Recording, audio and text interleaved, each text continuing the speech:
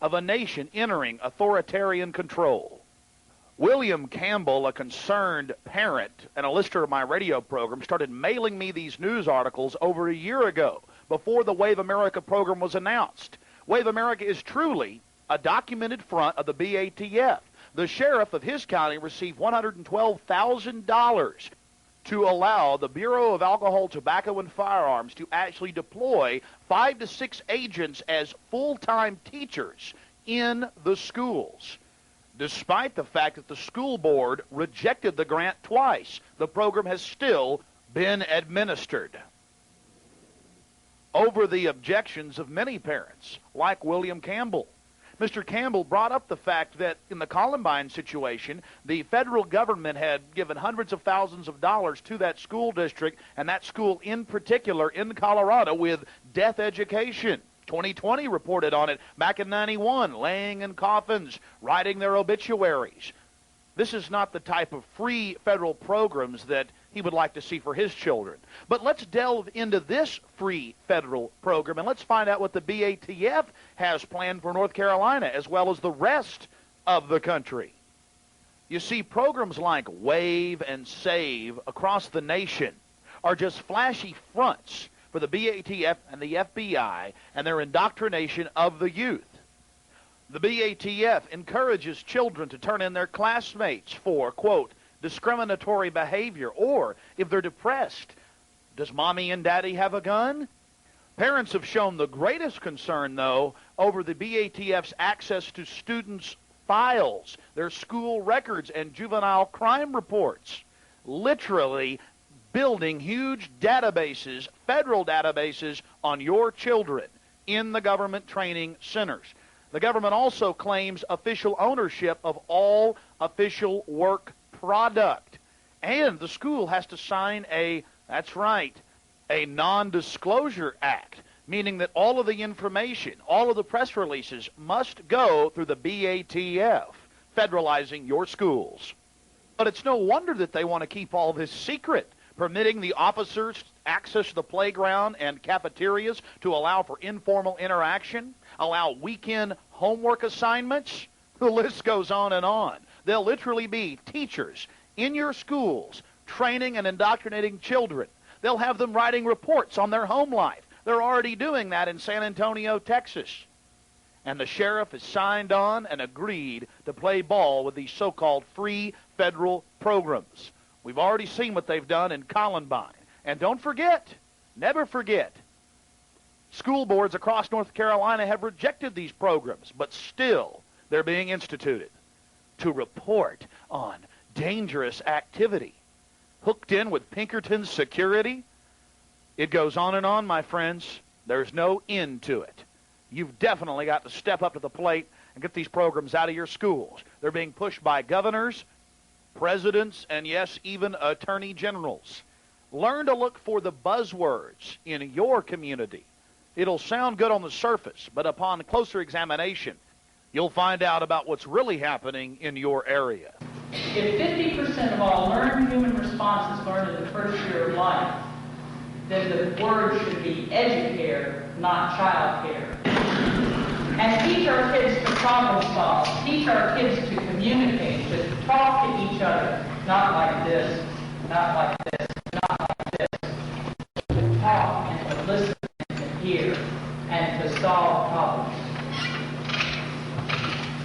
You can. It is possible to teach a child to resolve conflicts, to learn how to mediate. Let us get to that so that we get beyond youth violence in forms that we never dreamed would exist. Let us hear their call for help, but let's focus on community. Let's build federal partnerships. I never liked the feds who came to town and said, this is what you must do and this is what we want from you. I like the feds who come to town and say, you understand your needs and resources better than we do. How can we work together as a partner to solve them?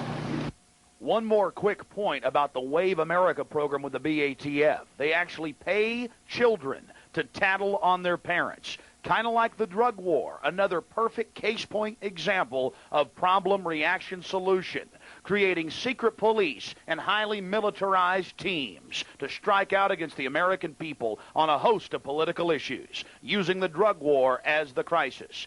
We'll now examine the phony drug war and bring forth some of the real evidence of who's behind the importation of these deadly narcotics. Who is this young man, this new SWAT officer out in Miami? And this gentleman, all part of terror. It's obvious. Why would anyone be wearing a Jason mask?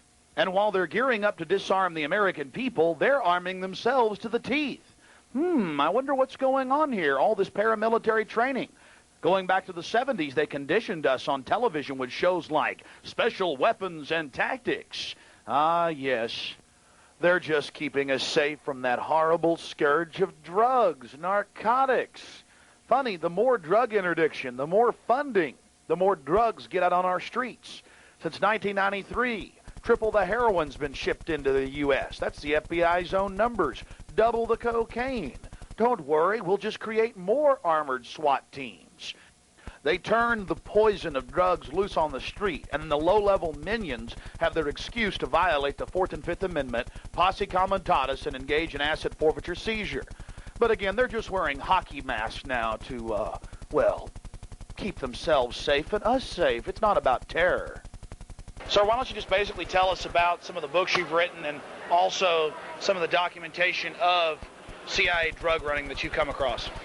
Well, I come to the table with a background in Air Force intelligence, 8 years during the Vietnam War, worked with the CIA and Air America, and so I know how the intelligence community functions, how it's organized, and after my discharge from the Air Force, I worked directly with the FBI's counterintelligence division for 3 years, and then that led me into contract work with the CIA in an obscure place called Mena, Arkansas, back when Bill Clinton was governor, and back when George Bush was the president.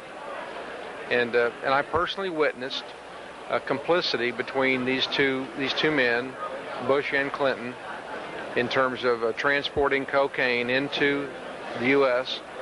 For the purpose of sale to generate money to fight a war. And that war at the time was the conflict in Central America involving the Sandinistas in Nicaragua. In 1970, it's well documented that the organization that was flying the classified material for Air America, codenamed Scatback, was busted. This whole fleet of airplanes and pilots was busted for hauling heroin disguised as classified material in an attempt to smuggle that back to Hawaii. And if you get to Hawaii, then it's a free ride back to the United States, because that's part of the United States, and there's no customs to clear. That is documented there, but back to the absolute documentation. Tell us how you were involved in Mena with then Governor Clinton of Arkansas and President Bush, who had also been director of the CIA earlier in the 70s. I met Oliver North in 1982. He was with the National Security Council. He's the man who recruited me as a civilian to get involved in the Contra resupply operation. He told me that this was taking place in Mena, Arkansas, that George Bush was overseeing the entire project in order to insulate the executive branch from the scheme, because certainly there were constitutional considerations there. I went to Mena. I met a man named Barry Seal, who I was told was the CIA contractor who had the contract to resupply the Contras. Sure, in fact, I found a large base there under construction. I was hired initially to be a flight instructor. I'm a certified flight instructor. My last tour of duty in Southeast Asia was to assist the Cambodians and equip them to fight a covert war. And here we were doing basically the same kind of training. This time we were equipping Nicaraguans to fight communism in Central America. And did you ever actually see the cocaine, or you just were at the base and knew that it was being flown in? No, after walking around with blinders on for 2 years, it became to the point I could no longer deny what was going on. And as I document and discuss in my book, Compromised. It's a book I wrote about this subject, Compromise Clinton, Bush, and the CIA. In 1987, I came face to face with a C-130 full of cocaine, just literally tons of it stored in ammunition boxes on a flight that was returning. And from that point on, I couldn't deny it, and I asked for a full-scale investigation, and went directly to Oliver North, I might point out, to request for that to occur. And the investigation obviously didn't happen. I was labeled a security risk and a threat to the operation, which clearly showed to me that this was being sponsored and sanctioned by the U.S. government. So they were flying guns out and coke in? Yeah. Heroin also? I had no knowledge of that. It was cocaine. Where are we going now today? Would you say that the majority of, how big a percentile of the narcotics coming into this nation are controlled by the National Security Agency or the CIA? I have no way of knowing, but I